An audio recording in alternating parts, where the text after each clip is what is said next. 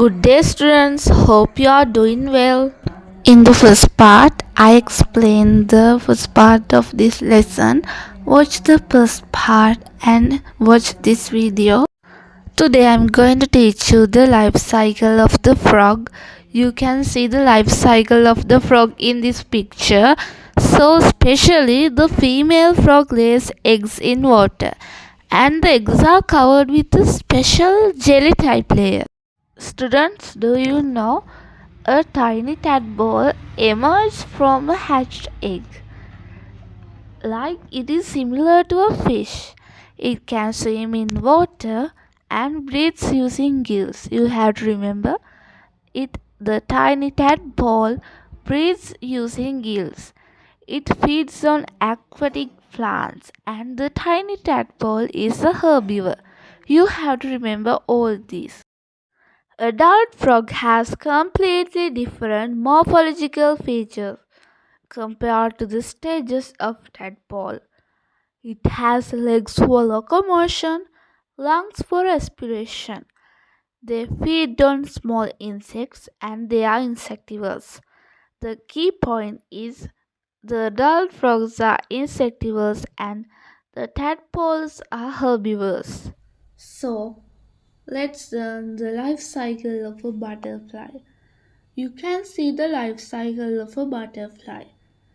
Okay, butterfly shows complete metamorphosis and the adult butterfly lays eggs. These eggs hatch and larvae emerge. This larva is called caterpillar. Caterpillar becomes a pupa after some time and pupa stays inside the cocoon. Okay, I think you can understand this. The stages of life cycle of a butterfly is egg, larva, pupa, adult butterfly. Now you can see the detailed example about complete metamorphosis in butterflies. Okay, first let's learn about egg stage. Eggs stick to the lower surface of plant leaves. Okay, and larva stage. Caterpillar. Caterpillar is the larva from the butterfly. Caterpillar shows camouflage. What is camouflage? Camouflage is the blend body color with environmental color using special. Okay. The definition of camouflage is blending body color with environmental color. Okay. And use legs for locomotion. The caterpillar use legs for locomotion. Feed on tender leaves. Okay, feed on tender leaves. Grow as it feeds and has protective hairs containing venom to deter predators. Okay, students, let's move on to butterfly's pupa stage. Inactive stage inside the cocoon. Does not feed. Body parts of the adult butterfly formed with the cocoon. It means inside the cocoon. Attracts to a surface. That is the pupa stage. I'm teaching this in short form, so I think you can understand easily. An adult stage of butterfly feeds on nectar using a specialized organ called proboscis. You have to remember this. Most probably, this will be in your exam papers. Proboscis feeds on nectar using a specialized organ. That organ is called proboscis and emerged by breaking cocoon. This is the adult. Okay. So let's learn about life cycle of a cockroach.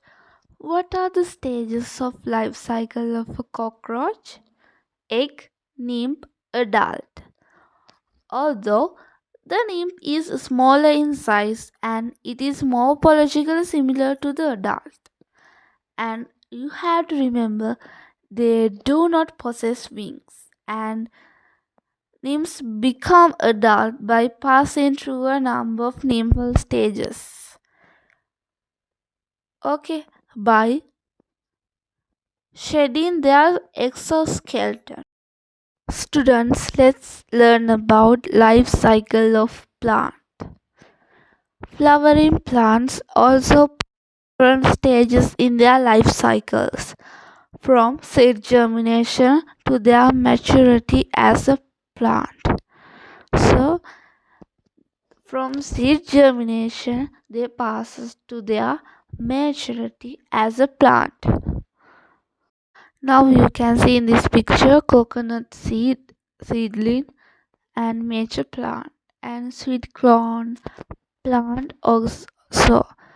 You have to observe these pictures well, and if you can arrange the stages of the life cycles of flowering plants in order. For sure, I can tell, like, end of the video you can understand all the life cycles and do the activity easily. Now you can clearly see these are the stages of a flowering plant. First stage seed, second stage seedling, third stage mature plant, and there are also another activity collect some seeds and fruits of some plants, and that can be easily found grass, chilies, tomato.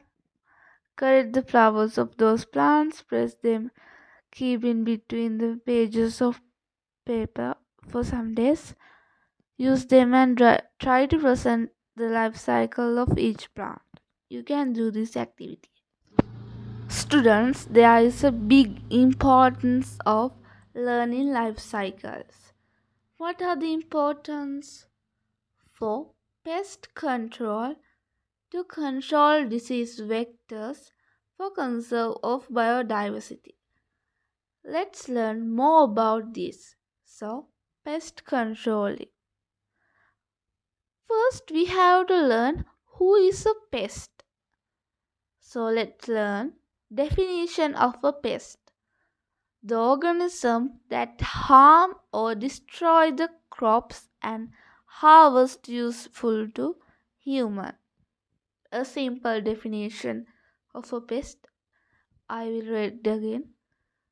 The organisms that harm or destroy the crops and harvest useful to human is known as a pest.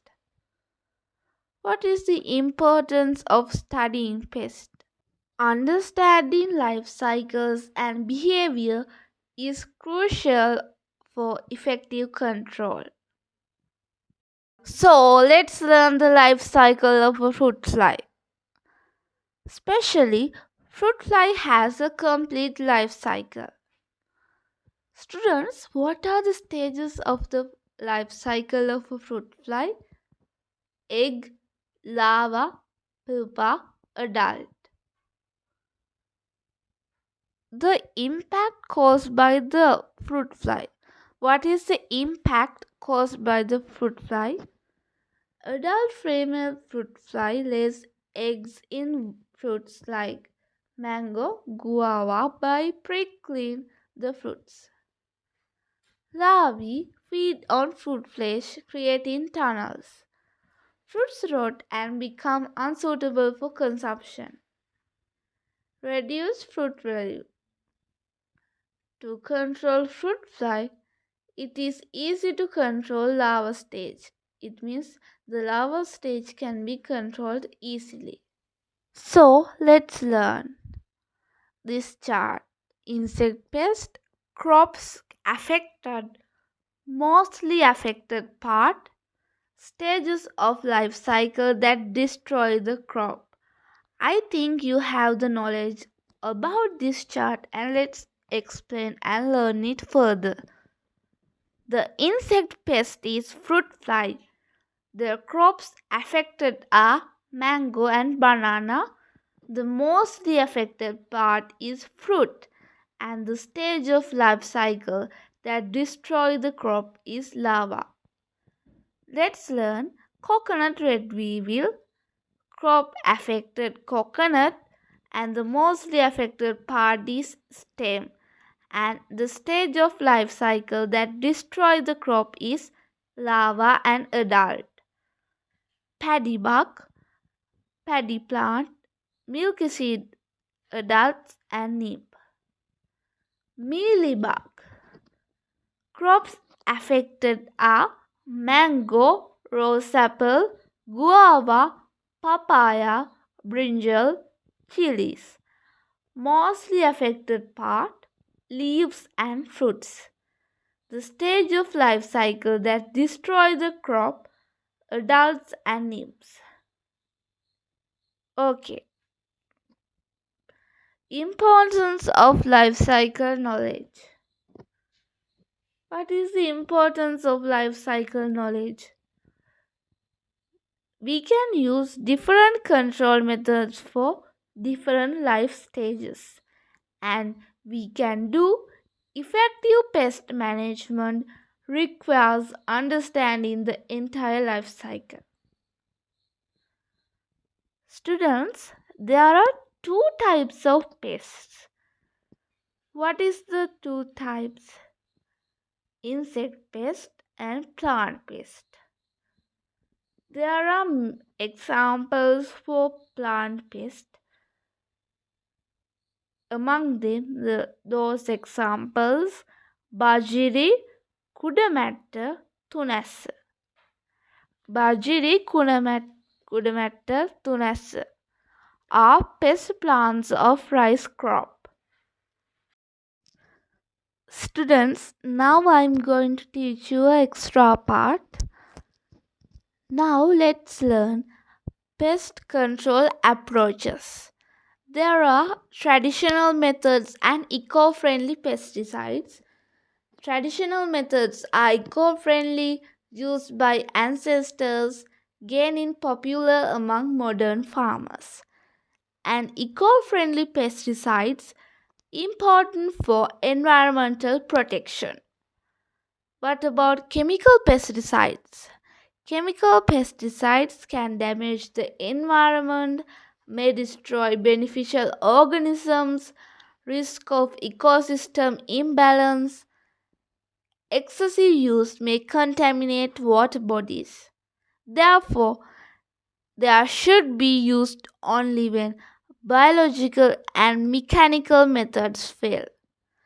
There are also potential health risks, cancers, and kidney diseases. So, it is our duty to protect living beings, helps conserve biodiversity, and maintain environmental equilibrium. I recommend prioritize eco-friendly and traditional pest control methods. Use chemical control as the last method. Apply pest knowledge to protect crops while minimizing the environmental impact. What about control of disease vectors?